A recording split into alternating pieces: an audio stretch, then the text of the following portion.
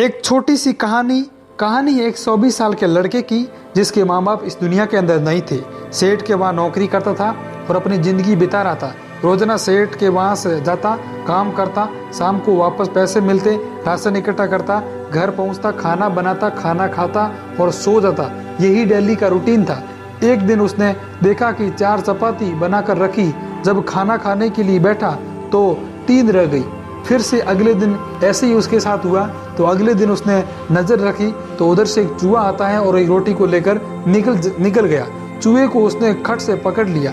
तो चूहे ने कहा कि मुझे मेरी किस्मत का खाने दो, क्यों मुझे परेशान कर रहे हो। तो उस लड़के ने कहा कि आप तो अपनी किस्मत का खा रहे हो, लेकिन मैं अपनी किस्मत का नहीं खा पा रहा हूँ, तो मुझे रोज़ परेशान होना पड़ता है। 4 चपाती गिनती की बनाता हूँ और उसमें से एक तुम ले जा रहे हो। तो चूहे ने कहा तुम परेशान होने की कोई बात नहीं, आप परेशान मत होइए, तुम्हारी सारी समस्याओं का जो समाधान है वो एक बंदर कर देगा। तो उनके पास वो तुम्हारी हर समस्या का समाधान करेंगे। लड़के ने कहा कि ठीक है। सेठ के यहाँ से छुट्टी लेकर 5-6 दिन की और यात्रा पर चल पड़ा। तो गौतम बुद्ध से मिलने के लिए, सवाल पूछने के लिए, अपनी ज़िंदगी के बारे में जानने के लिए। रास्ता बड़ा लंबा था। रात हो गई। एक हवेली दिखाई दी और उसमें पहुंचा। चरण ली तो हवेली की जो मालकिन थी उसने पूछा कि बेटा कि तुम कहाँ जा रहे हो। लड़के ने कहा कि गौतम बुद्ध जी से मिलने के लिए, मेरा उनसे एक सवाल है, उनसे पूछना है। तो हवेली की मालकिन ने भी कहा एक सवाल मेरा भी है बेटा, वो भी पूछ लेना। लड़के ने कहा कि कहाँ है, बताओ वो आपका सवाल कौन सा है। तो मालकिन ने कहा कि मेरी एक बेटी है 20 साल की, जो बोल नहीं पाती है। 20 साल की हो गई है लेकिन उसकी आवाज़ नहीं निकलती है। एक बार उनसे पूछना कि कब बोलेगी। लड़के ने कहा कि ठीक है, आपका सवाल पूछ लेंगे। अगले दिन सवेरे फिर लड़का निकल पड़ा अपनी यात्रा पर। ऊंचे ऊंचे पहाड़ आगे, बर्फ वाले। उसे लगा कि पहाड़ कैसे पार करूंगा। तभी उसे पहाड़ पर जादूगर तपस्या करता हुआ दिखाई दिया और जादूगर के पास गया और जादूगर से बोला कि आप मुझे पहाड़ से निकलने का रास्ता बताइए, मुझे गौतम बुद्ध के पास जाना है। जादूगर ने कहा कि यार आप एक बढ़िया जगह पर जा रहे हो, उनसे आप एक मेरा भी सवाल कर पूछ लेना। तो उस लड़के ने कहा कि बताओ आपका सवाल क्या है। जादूगर ने कहा कि गौतम बुद्ध से पूछना कि मैं 1000 साल से तपस्या कर रहा हूँ लेकिन मैं स्वर्ग नहीं जा पा रहा हूँ, मैं स्वर्ग कैसे जाऊँगा। लड़के ने कहा ठीक है, आपका सवाल पूछ लेंगे। जादूगर ने खटाक से सड़ी घुमाई और लड़के को पहाड़ से पार करवा दिया। लड़के ने पहाड़ को तो पार कर दिया तो बड़ा सा मैदान और उसके आगे बड़ी सी नदी दिखाई दी। अब नदी कैसे पार करे, उस लड़के के सामने बड़ी समस्या थी। तभी उसने एक मोटा सा बड़ा सा कछुआ देखा। कछुए से मदद मांगी तो कछुए ने उसने अपनी पीठ पर बिठाया और नदी पार करवाई। जैसे ही नदी पार करने के बाद उतरा तो कछुए ने उस लड़के से पूछा कि तुम कहाँ जा रहे हो। तो लड़के ने कहा कि मैं गौतम बुद्ध से मिलने के लिए जा रहा हूँ। तो कछुए ने कहा कि एक सवाल मेरा भी है, पूछ लेना। लड़के ने कहा कि दो सवाल आगे हैं और आपका भी बता दो। तो कछुए ने कहा कि उनसे पूछना कि मैं 500 साल से इस नदी के अंदर हूँ लेकिन ड्रैगन नहीं बन पा रहा हूँ, कैसे बन सकता हूँ ड्रैगन। लड़के ने कहा ठीक है।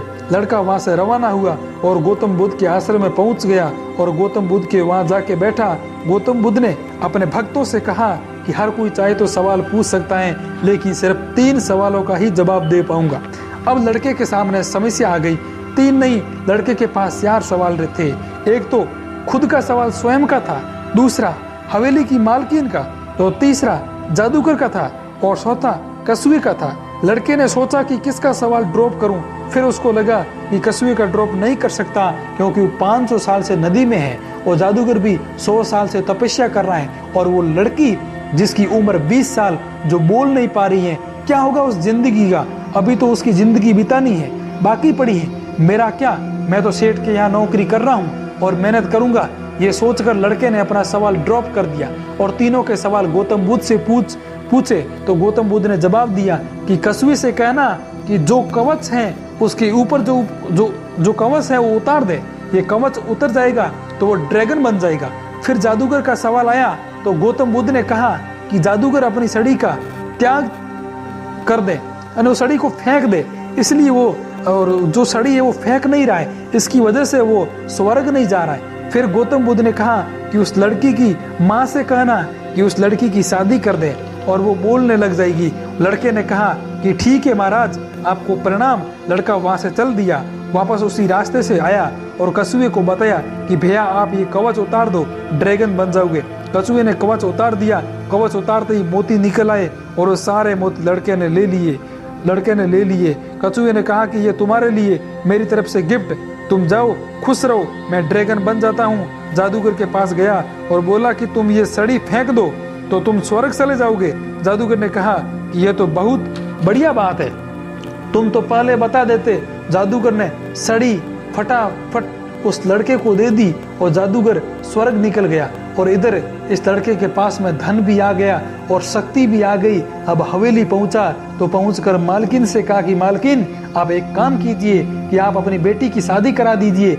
जैसे ही शादी होगी वो लड़की बोलने लग जाएगी।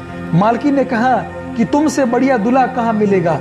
उनकी शादी करवा दी गई और शादी होते ही लड़की की आवाज निकल आई, तुम तो वही हो जो उस दिन हवेली में आए थे। लड़की बोलने लग गई और लड़की के पास में हेल्थ अच्छी हो गई और वेल्थ अच्छी हो गई और पावर भी आ गई और जिंदगी सेटल हो गई। सिर्फ इसलिए क्योंकि लड़के ने अपने सवाल का त्याग किया। इस दुनिया में कुछ पाने के लिए कुछ छोड़ना पड़ता है, कुछ खोना पड़ता है। जो जहाज होता है वो भी समंदर के किनारे पर रहता है तब सुरक्षित रहता है, लेकिन किनारे से उस किनारे तक नहीं ले जा सकता। उस किनारे तक ले जाने के लिए उस किनारे को छोड़ना पड़ता है, लहरों को पार करना पड़ता है। मेरे दोस्त, लाइफ में कुछ भी अचीव करना है चाहते हैं तो ये जो आप आराम से जगने वाली जिंदगी जो बिता रहे हैं वो थोड़ा जल्दी जगना शुरू कर दीजिए, मेहनत करना शुरू कर दीजिए, आलस्य का त्याग कर दीजिए। तभी आप अपनी लाइफ में वो सब कुछ पाएंगे जो सीख कर सपना आपने देखा हुआ है। जिंदगी में हौसले के साथ, मेहनत के साथ उड़ान भरिए और कर दिखाओ कि ऐसा दुनिया करना चाहिए आपके जैसा।